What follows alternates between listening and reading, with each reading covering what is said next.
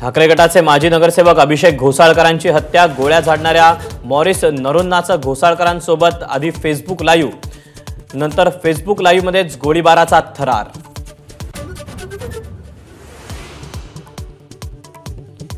पैशांच्या वादातून मॉरिस नरोन्नाचा अभिषेक घोसाळकरांवर गोळीबार, तर स्वतःवर गोळी झाडून मॉरिसचीही आत्महत्या।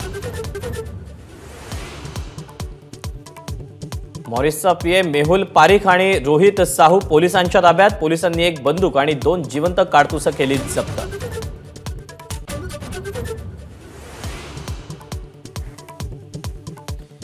गोळीबार प्रकरणाची घटना माणुसकीला काळीमा फासणारी, योग्य चौकशी होणार, विरोधकांकडून सरकारची बदनामी करण्याचा प्रयत्न, अजित पवारांचं वक्तव्य।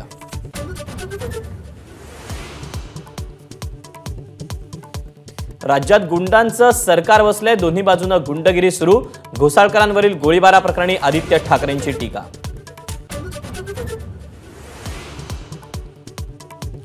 घोसाळकर गोळीबार प्रकरणी मुख्यमंत्री एकनाथ शिंदे आणि गृहमंत्री देवेंद्र फडणवीस यांची वर्षा बंगल्यावर भेट, दोघांमध्ये तासभर चर्चा।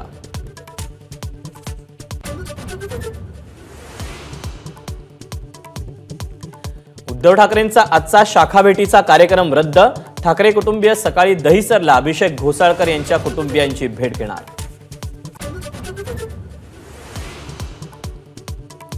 बाबा सिद्दीकी उद्या संध्याकाळी राष्ट्रवादीत प्रवेश करणार, अजित पवारांची माहिती, तर 11 तारखेला इतर काही पदाधिकाऱ्यांना राष्ट्रवादीत येण्याचं केलं आवाहन।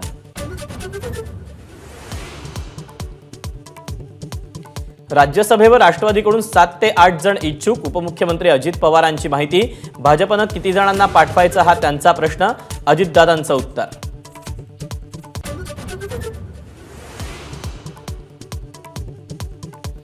मुख्यमंत्री एकनाथ शिंदेंचा आज 60वा वाढदिवस, मुख्यमंत्र्यांचा वाढदिवस साजरा न करण्याचा निर्णय, रोषणाई आणि फटाक्यांची आतषबाजीही न करण्याचे आदेश। राहुल गांधींनी पंतप्रधान मोदींबाबत केलेल्या वक्तव्यावर भाजप आक्रमक, नागपूरच्या संविधान चौकात राहुल गांधींविरोधात आज आंदोलन। राज्यात प्राथमिक शाळांच्या वेळा बदलणार, सर्व माध्यमांचे 4थी पर्यंतचे वर्ग सकाळी 9 नंतर भरणार, विद्यार्थ्यांच्या स्वास्थ्यासाठी राज्य सरकारचा निर्णय।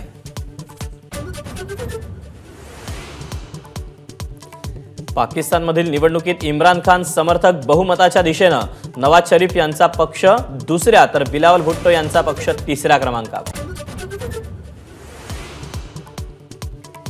19 वर्षांखालील विश्वचषकात ऑस्ट्रेलियाची पाकिस्तानवर मात, रविवारी भारत विरुद्ध ऑस्ट्रेलिया वर्ल्ड कप फायनल।